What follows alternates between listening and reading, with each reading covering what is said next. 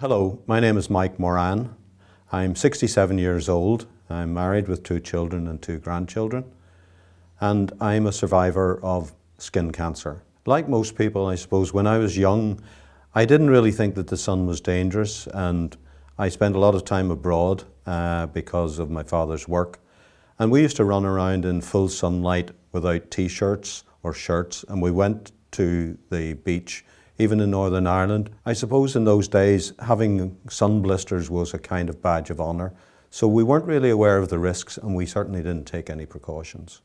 For a number of years, I had a mole in the middle of my back, and when we used to go on holiday, I used to ask my wife to have a look at it for me and ask her questions like, had it changed in size and shape or colour? Then 15 years ago, my son was a third-year medical student, and he said to me that perhaps I should get the mole looked at. So, more or less to humour him, I did.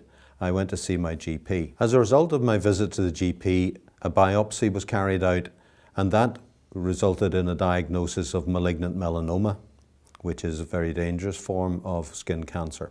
When the initial diagnosis was made, of course, there was a great shock to both me and to my family, and then a period of anxiety followed as the site was looked at on a regular basis to check for the surgical effectiveness and for the fact that the malignant melanoma may have come back.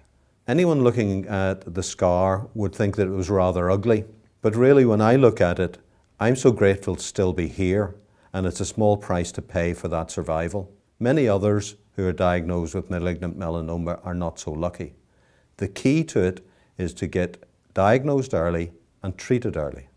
You might think that such a traumatic event would have a massive impact on my lifestyle, but in fact I'm able to continue with holidays abroad and outdoor activities, but that's moderated by the fact that I take precautions.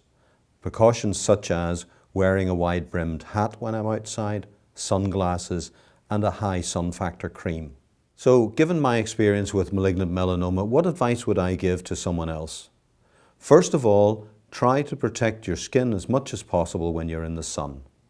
Secondly, keep looking at your skin, and if you notice any changes, go and see your GP as soon as possible. The worst thing that you can do is to ignore it.